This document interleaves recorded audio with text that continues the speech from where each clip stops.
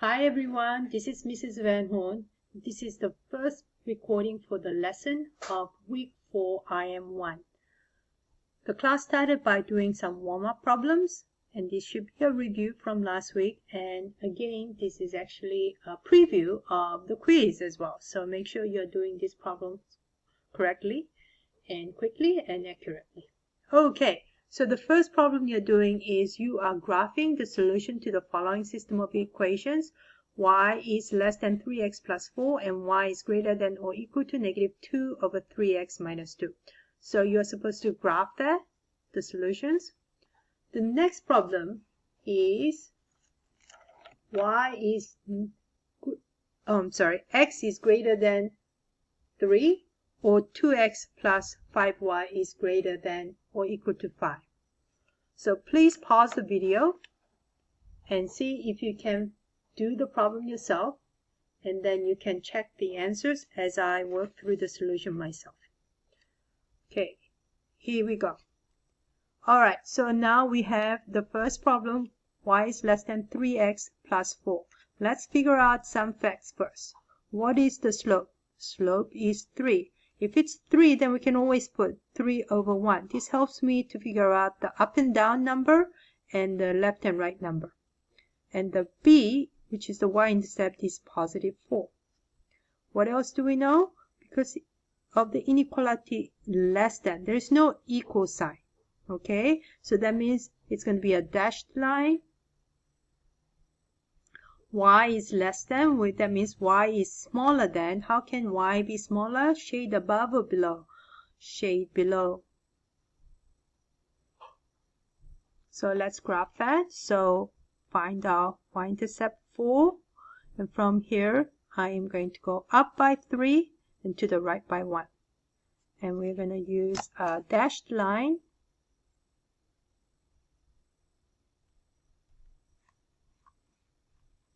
Like so, and shade below is going to look like this.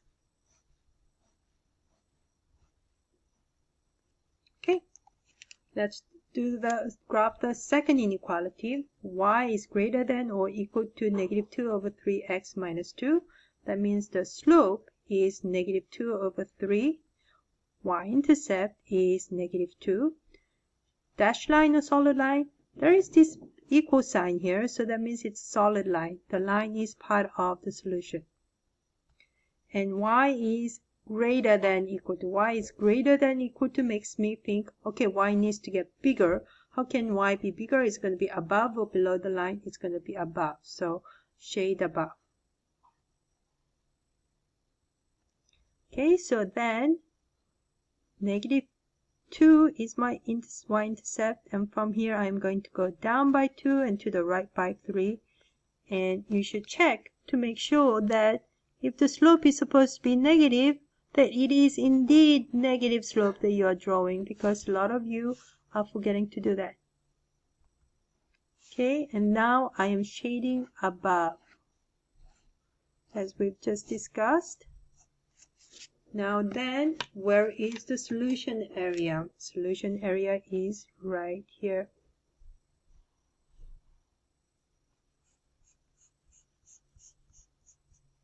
Okay, all right, now that we've done the graphing, I do want to spend some time interpreting our graph.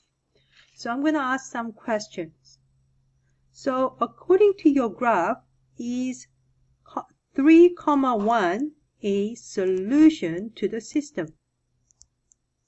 Okay, it's 3, 1. What does this mean? Remember, the first value in the coordinate is always the x value. The second value is always the y value. So that means that we can substitute this into the inequality, or we can check from the graph. Let's find our 3, 1. 3, 1, if 3 is the x value, 1 is right here. Okay, now is 3, 1 part of the solution? Is it in the solution area? Yes. So according to my graphing, it should be. Let's check algebraically by substituting the values back in here. So that means x is 3 and y is 1. So let's start with the first inequality. That's y is 1 is less than 3 times x is, instead of writing x, I am going to substitute 3 for it, plus 4. And let's see if this comes out true. 3 times 3 is 9. 9 plus 4 is 13. Is 1 less than 13? Is 13 a bigger number than 1? Yes, it is true. Okay? And we should get true statement when we substitute both this value to both inequalities. So let's check the other second inequality with these values. So y is again 1. So going to this inequality now is greater than or equal to negative 2 over 3 times x is 3 plus 4. Okay, so then this fraction simplifies to negative 2 times 3 is 6 divided by 3. Negative 6 divided by 3 is negative 2 plus 4 on the right hand side. The left hand side is just 1. Negative 2 plus 4 is just 2.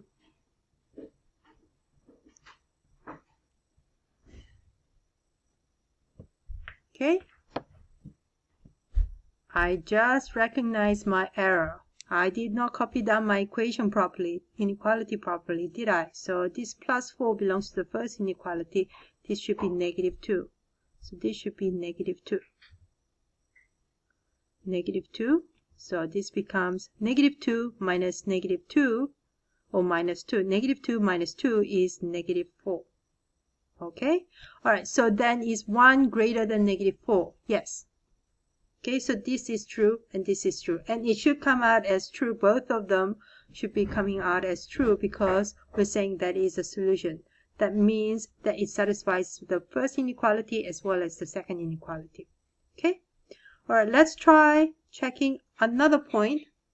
Maybe is 1 comma negative 5 a solution. Let's find 1 comma negative 5. 1, 2, 3, 4, 5. We're right here. Now, is this part of a solution?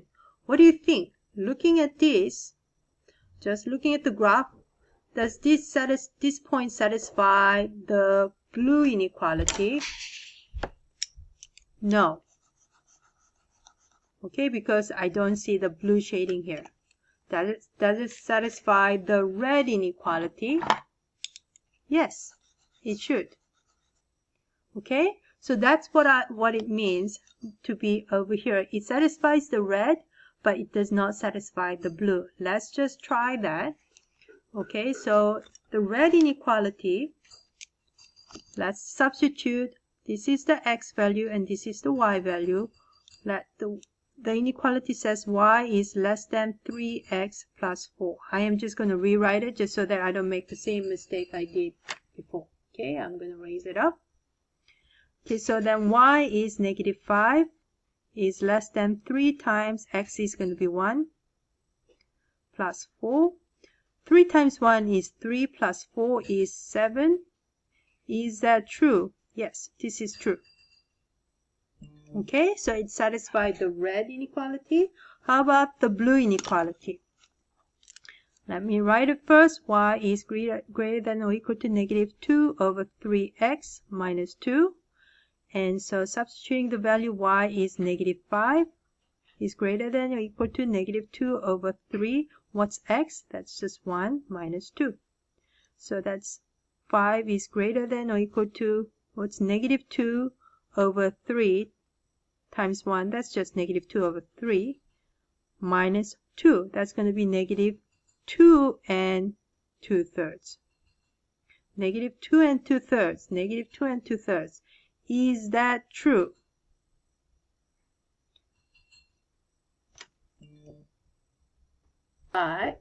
Is that true? Is negative 5 greater than or equal to negative 2 and 2/3? No, it's not true. Because this is a smaller number than this, or more negative number. So this is false. And this is what we expected when we graph this. Okay, so I do want you to be thinking about how to interpret what you mean by solution. Okay, let's do the next problem now. Oops.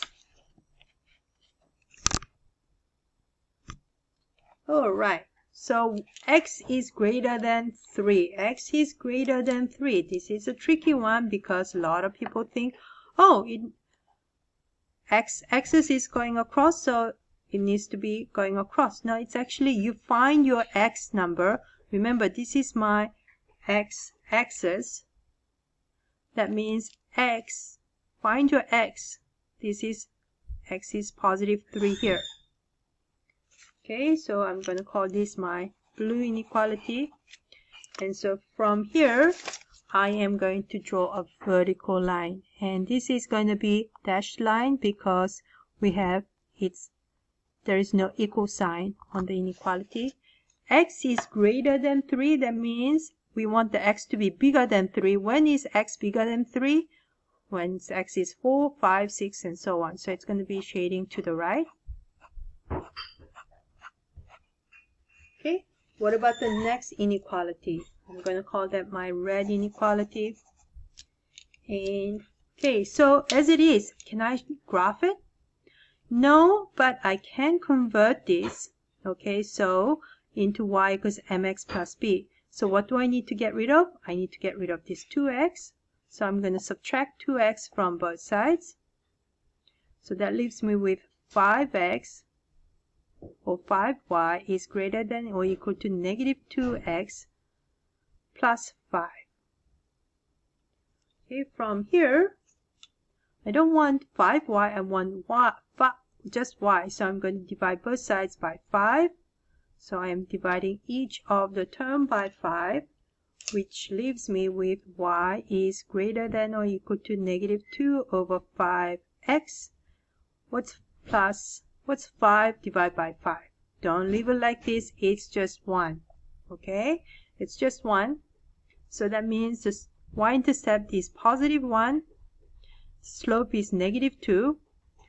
And 5 to the right. Okay? So this time this is going to be a solid line because I see an equal sign in part of the inequality. And y is greater than, that means we want the y to get bigger, so it's going to be shaded above.